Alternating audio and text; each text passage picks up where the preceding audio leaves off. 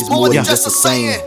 It's more than just a brand. It's a lifestyle. All hustle, no handouts. Jumped off the porch at 6, hopped out the school, then I was hustling. Got the game in the head, locked in, no back and forth, it ain't no tussling. I'll hustle, no handouts, that's it, end of discussion. Ain't just talking about the streets, gotta hustle, you wanna eat. Young hustler of the year, everybody know that that's me. Niggas stepping on the beat, I can't do that. crazy, Man, he just mad, he can't do it. When he just mad, he can't Man, why they right with fake? on real hustles, round his way, wait for on state. Nah, I don't know no real hustle doing all. Move around, make it plays, get money, why you had to day. do it? Only way I know to do it is the hustle every day. Only way I know to do it is the hustle every way. All hustle, no handouts. All I know is that paper. Okay. Don't matter how you get the paper, as long as you get it, no doubt. All hustle, no handouts. Don't matter how you get the paper, as long as you get it, no doubt. And with that being said, it's more than just a saying. It's more than just a brand. It's a lifestyle. All hustle, no handouts. And it's just like this. Yes, sir. Yes, sir. Hey, now, say now. Let me tell you something. You are tuned into the All Hustle No Handout podcast. Right here with your host, the one and only, the Hustle Kid, Corey J. And over here, hold on, let me give him a special introduction because he told me about the last time.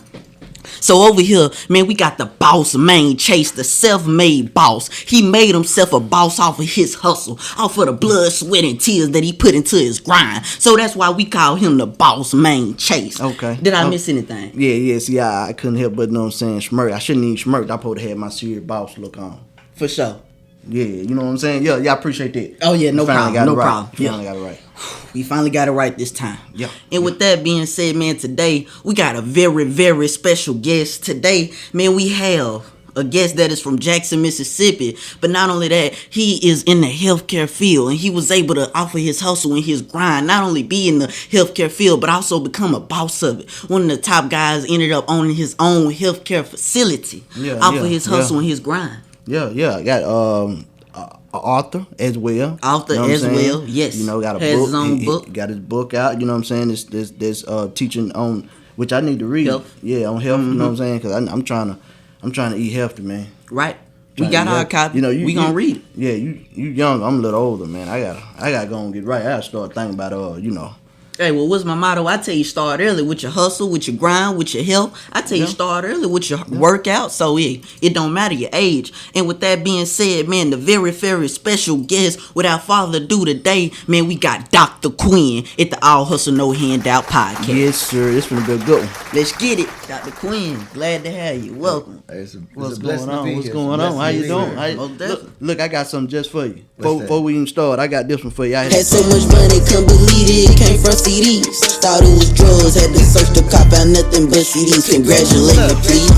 I'm that youngin', came from nothing, and made it all happen. No handouts, no silver spoons, they had it all backwards. Yeah, I just had to play that one because, I didn't talk with you before when you just stressed how it wasn't no silver spoons on your end. You know what I'm saying? Mm-hmm. So I had to play that one. Right. Yeah, it was only right. No, I like that, man. No silver spoons, and that's what people need to see, man. Because at the end of the day, you see somebody like LeBron James, right? Mm-hmm. Or Kobe Bryant, God rest his soul. All these people that have achieved so much, and you think, man, they got it made, man. I want to be him. Yeah. But the problem is we don't see behind the scenes. Right. We don't like I was reading something about Steph Curry. Like before the game, man, he goes out there and shoots free throws like early that morning practicing. Right. After the game, he's still practicing. I'm talking about early in his career to get to where he is today. Right. Like and still putting the work in. Like a lot of people think you just wake up and you just got it like that. It don't work like that, man. There's so much that goes on behind the scenes for people that make it. But I'm gonna be honest with you. A lot of times they don't tell that story. And you want to know why? Because they know people don't want to hear it. They don't want to hear about the journey. They don't want to hear about the journey. They just want to hear about the success. Right. So when they talk about the journey, they lose viewership because they're not interested. Yeah, but so all they talk about is success. We got to talk about the journey. No, that's what I like so much about you all, man. You understand that to help a people, you got to feed the people. Right. And what you feeding is knowledge. Yeah. You feeding them what they need to know to get to that next level. and that's the journey. Most definitely. That's why we set up this podcast, because this podcast is specifically on the hustle, the study. You see them shining, you see what they grind got them, but man, how did they grind get them there? And with that being said, I want to start off with this question. All hustle, no handout. How do you relate with that? Because a lot of times when you hear hustle, a lot of people envision the streets. But like I always say, hustle is multidimensional. It could be you going to school, get your degree. It could just be you working on your passion. But what is hustle for you as you are a doctor in the healthcare field? How do you feel like you relate with all hustle, no handout? Man, I'm so glad you asked me that. I have a picture of my grandfather. He was a pastor of 3 churches. Okay. The biggest hustler there ever was. All right? And a pastor that's a hustler? Yes, he was a hustler. And I look at that picture a lot just to motivate myself. My grandfather, he wanted to hustle people as far as giving them knowledge about God, about salvation, about their souls. So his thought process was, I could sit in the church and talk to all the goodies that come to church. That's good, great. You talk to the good people who come to church. But what about the people that need to hear it? The people that, when you say, are you going to church? They be like, hell no, I ain't going to no church. For what? Church? Yeah. Unless they going to go meet some women or something, right? Right. That's the people he wanted to talk to. So what did he do? He got out of the comfort of his little cushy church and went to the clubs.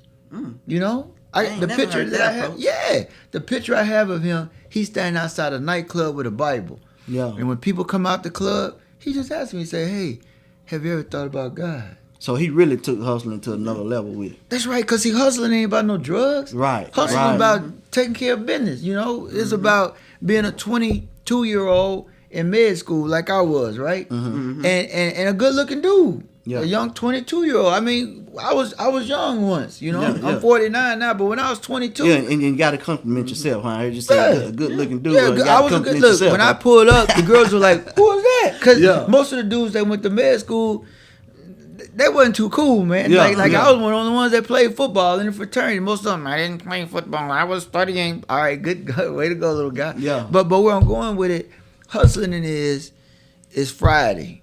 It's 5 o'clock. You just got out of class. You've been going to class all week, and basically you stressed out. You tired.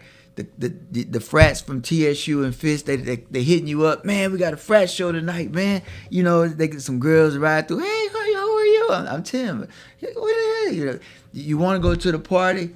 Hustling is you beeline straight to the library. On a Friday at 5 o'clock, and it's 12 o'clock midnight. You coming up out the library. But listen, how did you do that? Like, because of course, it's a lot of distractions in the world. Like how you said, just in college, trying to get your degree, you got frat parties. So you had to stay disciplined to your goal, to your mission. Because I understood the hustle. Right. So I want to ask you, for the people that don't know how to stay focused, to stay disciplined, how did you keep yourself disciplined to the mission of getting your degree and owning your own healthcare facility? How did you stay disciplined to that? Because my dad taught me one thing. You can't live for today. Today, that's just today. That's just right now. You can't live in the moment.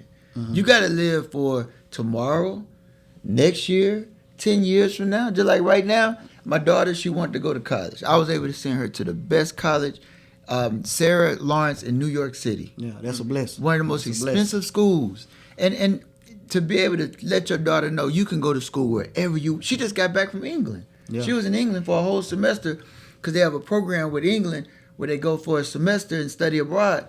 No problem. I mean, to be a father, to look your daughter in the eye and say, your school, they want you to go to England this semester? How much does it cost? Cool. To be able to do that, man, that's priceless. Yeah, that's the goal. Right. But see, when you're young, you got to be thinking about then. Right. See, it's 5 o'clock on Friday. You want to go to the club? But think about when you look your daughter in the eye and say, Daddy can't afford it. I didn't want that, man. Yeah. You know what I'm saying? Because you know you're going to have kids eventually. So you had that mindset early in the game? Even before you had a child, you still had that mindset? I did. And at the end of the day, that's what's so good about you all's, I'm going to call it your ministry. I'm for real. A ministry, baby. Okay, why you say that? Because it's something you believe in. It's something you're doing, and you're trying to help people, and you're doing it on all types of levels. You know, you're bringing the music in, the hip hop. Right. You're bringing in the celebrity. I see you working with different stars and stuff. You're bringing in culture, and you're trying to feed the people, man. So, man, I'm your biggest fan, bro. So You don't even know that I ask- watch you, man. So let me ask you something, Dr. Quinn. I'm a fan as well. I became a fan of you. You know what I'm saying? I hear you on the radio. I hear you on the TV, commercials, the news. You everywhere. To me, you're doing what I don't see other doctors TikToks doing. too. The TikToks. I don't see other doctors doing this. Tell me what made you, step out in that lane and say, you want to do, because usually a doctor, you don't see them until you go to the doctor's office. My grandfather. We see my you grandfather. everywhere. Because I'm gonna tell you what happened to my grandfather. He died of prostate cancer. Mm-hmm. All right. What happened was he believed in God, and he was doing God's will. He was a soldier out in the streets. You know what I'm saying? Mm-hmm. Out there talking to, like Jesus. He talked to Mary Magdalene, prostitute. Yeah. And they got mad with him. Why you talking to a woman of sin? He was like, that's who you need to talk to. You need to talk to the goody goodies. Yeah. They already good. You need to talk to the people that need to hear it. So he started urinating blood. All right? Mm-hmm. He started up there preaching to faint out, So one day they took him to the emergency room in an ambulance. Mm-hmm. And it turned out he had prostate cancer. But it was too late. Now he been urinating blood and stuff for like over a year. Mm-hmm. When he pee, burning. He had a good story, right? He didn't have that, all right? But I know what you was thinking. You burn when you pee. I hear that every day. Yeah. But somebody was at the M bar last night. Oh Lord! But the bottom line is, he had prostate cancer that had metastasized all over his body. Mm-hmm. So it was too late. So I went to go visit him in the ICU. I remember, and he told me. He said, "Tim, I had a vision last night." Mm-hmm. He said, God told me that I should have went to the doctor way back when you told me. But I thought God was gonna take care of me. God said I was gonna take care of you, but I was gonna use some old knuckleheads like Tim, your grandson, the doctors, the technology. Use all that as God's tools to help. But he said, I didn't know, and now I'm gonna die. He said, I want you as a doctor that's really just a regular dude. Because I made a 13 on ACT. Yeah. And my parents didn't even go to college. So I ain't supposed to be a doctor. I'm just a regular dude that happened to be a doctor. Yeah, you got the LeBron James. No, I'm you remind me of LeBron James when you said that, because when he go back and say he's just a regular kid from Cleveland, Ohio, he ain't supposed to be here. You know what I'm saying? Just a regular dude. But where I'm going with it is, he said, God knew what he was doing. He put your crazy butt in med school. Yeah. He said, because you don't even look like a doctor. He said, but what God did was he wants to use you. So he said, when you become, when you finish all your residency and stuff, I want you to open your practice, but I don't want you to sit up in the comfort of your little cushy practice. Yeah. He said, I want you to go out in the streets like I did. Okay. And that's what I do. I mean, I go to the churches, the clubs, whatever, but I do the television and social media because he didn't have that back then. Right. That's the best way to get the people. That's how you got me. Mm-hmm. Yeah. Right. I see you on there, I'd be like, okay. I might, be riding in the car, but where I'm going with it, that's what we got to do. We got to get to the people, and the best way to reach the people is go to where they are. Yeah. Right. And not just stay in your comfort zone, because that's a big key I keep hearing you reiterate, is not staying in your comfort zone. Understand, if you got to hustle, you want to make it work for you, you got to stop getting so used to the comfort zone and saying, I'm going to stay here. Yeah, I mean, we even set up, we work for the Mississippi State Department of Health, and they wanted us to do a campaign on cervical cancer. The number one cause of cervical cancer is HPV. That's a sexually transmitted disease. So we were like, how can we let people know about cervical cancer, getting HPV? So we rented out half of the M bar, and we'll go on stage every 20 minutes and give out a free bottle. Yeah, I come out there like P. Diddy, whatever. My wife, she make jokes because we make it fun, She be like, sit your old butt down. You know you can't dance. And we like, all right, we're going to give out a bottle. But what we did was, in order to get the bottle, you had to register, like get the information, and then a lot of people follow up and got a pap smear. Yeah. Okay. And see, they were very impressed because the thing is, we went to where the people were, at the M bar. So let me ask you, since we got you here, let me ask you a question. I'm just to see your answer on it. Counsel. You know what I'm saying? I heard you also say it a lot of times. Counsel for anybody, has been very detrimental. People that lost loved ones, I done lost loved ones due to cancer. Is it, what we get in the world as far as doctors, and what we get as far as a cure to cancer? Is we anywhere near finding some kind of cure or solution to Man, I'm cancer? so glad you asked that. The one way you can fight cancer, the best way to fight cancer, and I'm going to look at this camera here. The best way to fight cancer is catch it early. Boom! There you go. Because think about it. Cancer, it started out as one cell. Then it's 2 cells. Then it's 4 cells. Then it's 16 cells. You ever seen that? Remember the old movie, The Blob? It just keeps multiplying. Yeah. If you catch it early, you can just put a cup on it. That's the way cancer is. So really, what we need to do is just get out there and talk to our men. You're a young man. I'm 49, but once you hit 40, get your prostate exam. I did a thing the other day on TV. Look, I see you looking at my hands. Hey, but on serious tip, no. A lot of men worried you're gonna get their finger in the booty. They don't want that. Yeah. Now I don't even do that no more. You can get a PSA, a blood test for prostate cancer. Okay. Yeah, but get it. Women get the mammogram. You know, when you turn 50, which I'll do this summer. And the mammogram, that's for breast cancer? For breast cancer, right. And then when you turn 50, you can get a colonoscopy. But now they have something new called the Cologuard. You ain't even got to get that big tube, stuck up you. You can get the Cologuard where you use the restroom in a cup and send it out with UPS. Gotcha. But the bottom line is you have to get tested for all this. Because like my grandfather, he never got tested. He ignored symptoms. He wouldn't go to the doctor, and man, the world lost a big time hustler. Gotcha. Most Okay, definitely. so not really a cure, but the way to beat it is catching it early. Yeah, Gotcha. catch it early. Now, there's no guarantee, but your chances are much better. Yeah. Much Exponentially high. Exponentially. Yeah, well, I'm waiting on that day where they can come out with a guarantee for cancer. I just, that's just always been my question. We study losing ones every day due to cancer, and I'm like, they come up with different cures for everything else. Why haven't nobody came up with a cure to cancer? But what I'm saying is, as far as people dying, when you go to the ICU or the cancer ward and you ask them, most of the time, if it's a woman that's say 48 years old, she was supposed to start at 40 every year. She'll tell you, I ain't never had no mammogram. I thought I was all right. I felt good. If she would have got that mammogram, they would have caught it early. Make a lot of sense. Make a lot of sense. Most definitely. Yeah. So let me ask you. I got another question to ask you. A doctor. We all know, like Corey just spoke on hustling. You know what I'm saying? We look at hustling being in the street, we look at drug dealer. Different things. So, do you consider yourself as a hustler? You in a doctor? Man, I'm a hustler, baby. Listen, I want you to break it down to the people. No, I'm a hustler, man, because at the end of the day, there is no.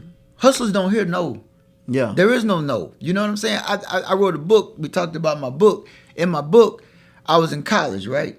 And my car broke down.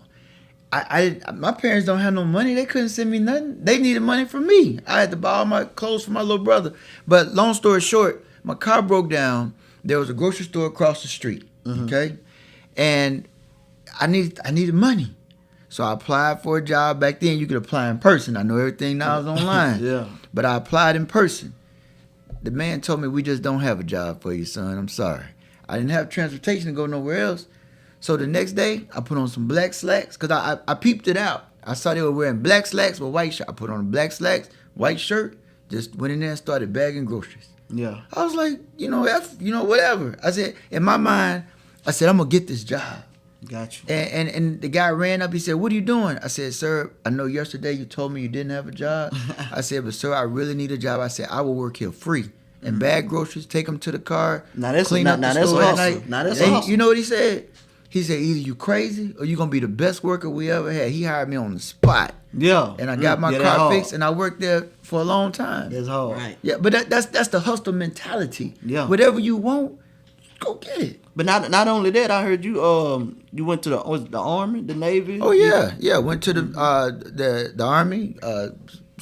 Served 13 years in reserve. After my first year, I got deployed for Desert Storm. The next year, I went to OCS.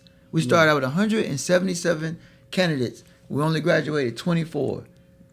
I saw men getting up in the, I can't take it up. I was like, man, look at this.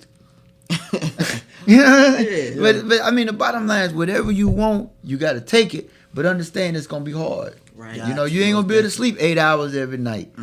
You know, but That's at the facts. end of the day, you got to make it happen. Right. And that way, your daughter, when she go to college, baby, you can go to college wherever you want. Right. Right. And look, so you basically just told me how you was a hustler, but not only a hustler. First off, you didn't automatically think you was gonna be the boss. First off, you started by being amazing, the best at being a worker. So I want to ask you, man, how did your hustle as being a worker and being the best at being a worker help you transition your hustle into now being a boss? And now you have people under you that are looking at you as an example. How did that transition your hustle and help you in a way? It just happened over time. You know, before I was a doctor, I worked in grocery stores, whatever. I even worked as a medical aide in the hospital. And my frat brothers used to make fun of me. You know, I'm an alpha A5. But anyway, they used to make fun of me because I used to have to do the bedpans. You know, people use the restroom on themselves in the bed. I worked on the orthopedic floor. They had injured legs and whatnot. I had to do the bedpan and clean them up and stuff. But I had to do what I had to do. But that was the best job for me at the time because that job allowed me to study. Because most of the time I'm waiting for somebody to need me. I would study while I'm waiting. But at the end of the day, you know, if you work hard, if you have a job, you be the best you can at that job. And when I applied to med school, they were so impressed with the fact that I had that type of job, that humility. Yeah. Okay. Well, I sure appreciate you taking the time out with us today, Dr. Quinn, because it ain't every day, you know what I'm saying, you get a chance to, doctors are very busy. Right. Very busy. I'm glad you took And this 10, is a 15 very minutes. busy man too. Yeah. Well, the yeah. bottom line is I appreciate the opportunity and I admire what you all are doing and, just reaching back to the community and I pray for your success. Most definitely. Continued success. Yeah, because one of the biggest things, our hustle no handout. We like to motivate the youth. Before we get out of here, another question I gotta ask you: what do you say to a young man, young woman right now with dreams of being a doctor? What kind of layout? What kind of that you can give them that can help them along their path? Ironically, and I'm gonna do this real quickly. I shared a story with a young lady just 2 hours ago. She wants to go to med school. She's a student at Alcorn. I told her when I was in my second year of college, that's before you can apply to med school because you don't have enough coursework done yet. Okay. I contacted UMC and found out who was the director of admissions. I called the secretary or her administrative assistant and asked could I have an appointment with her. The administrative assistant was confused. She said, why do you want to meet with her? You're only in your sophomore year. You can't apply yet. I said, ma'am, I just want to meet her. So before I went to the meeting, I studied up everything about this woman. What was her accomplishments? What was her degree? What research and all this? I went to Salvation Army and got me a fresh suit. You know what I'm saying? Because when you're in college, you go to Salvation Army, you get them suits. Yeah. I went to the meeting.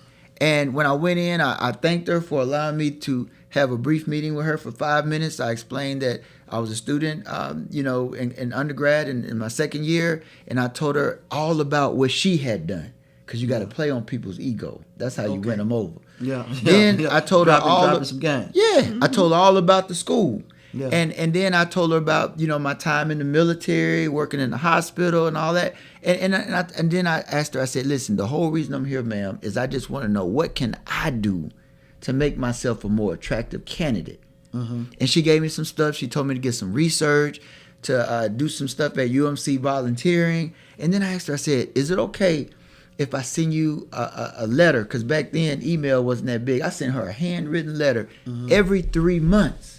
Yeah, to just update her on what I was doing and ask for feedback. And she would actually send me stuff in the mail to that's good, do a little bit. And then when I got ready to apply, I was in. Yeah. So what would you say the key for a young person that what would you say? Be aggressive. Be aggressive. Whatever you want, go get it. Like if you want to go meet some young girl, whatever, go holler at her. Hey, my name is Tim. It's nice to meet you. Yeah, I'd like to take you out to dinner. I mean, I know that sounds lame, but you'll be surprised. Some girls they were like that because I have a patient. He was trying to meet this girl. I said, just go talk to her. Yeah, just take the first step. Yeah, what's she gonna do? Like at the grocery store, they tell me to get the hell out of there. Yes, sir. I'm sorry, sir. Yeah. And get the hell out of there. Don't worry about it. Yeah, well, you understand all too well about the hustle. Yeah. Because believe me now, let me back up. Some of the stuff I've done, I've been cursed out. I've been told to get the hell out of there, and some other stuff. I don't know if you allow profanity on your podcast. Go ahead, because we want the raw story. But where I'm going is, you gonna get some no's, but I don't care. Like before I got married, if I wanted to date somebody, I just try to holler at them. You know, whatever you want, go for it. And if you don't get it, you just keep going and go for something else, but don't stop. For sure. Consistently staying aggressive is a better way to put it. Right. So before we get out of here, Dr. Quinn, you know, we spoke on your book, but can you just let the people know where they can find your book, where they can find your healthcare center, just all that good stuff. Right. I appreciate that. Thank you. Now they can just visit the website. That's Ask Dr. Quinn, ASKDR Quinn, AskDrQuinn.com, or they could check us out on Facebook. That's Dr. Timothy Quinn, Dr. Timothy Quinn, and then on Instagram it's Ask Dr. Quinn. Just put in Dr. Quinn. And man, I really appreciate it. No problem. We appreciate you. We appreciate you taking the time out, because the goal is to show the young people, the youth, that anything is possible. Yes. And hustling, as you can see, we have a doctor sitting with us right now today, and he just explained to you that he considers what he doing in himself a hustler, and not just consider it. He proved, told you the facts, and and that goes to show we not just telling you that hustle is multidimensional. Right here, we have an example. We are showing you that hustle is most definitely multidimensional. That's the mission we own, and that's the mission we achieving. Yes, sir. So, with that being said, is any last things you want to tell to the people watching right now on the podcast? Anything else before you get out of here? I'm a hustler, baby. I want you to know. And what about you, Ballman Chase? Any comments you want to leave off on? Nah, I just need that book. I got to read that book because I need that. You know what I'm saying? You know, it's so expensive out here too, though. Trying to eat healthy. You know what I'm saying? I really got to get in the kitchen, get that Dr. Quinn health book, and get in the kitchen so I can make sure, you know, I catch anything early. You know, that's like you said, that's the best way, right? Catch it early, man. Stay on top of it. I'm on it. Yes, sir. And with that being said, it's more than just a saying. It's more than just a brand. It's a lifestyle. All Hustle, No Handouts. Y'all go get the All Hustle, No Handout podcast merch at ahnhshop.com. The link is in the description. And with that being said, we out of here. Love and respect. All hustle, no handout. All I know is that paper route. Don't matter how you getting the paper, long as you getting it. No doubt, no doubt. All hustle, no handout. Don't matter how you getting the paper, long as you getting it. No doubt, no doubt. And with that being said, it's more than just a saying. It's more than just a brand. It's a lifestyle. All hustle, no handouts. And it's just like this.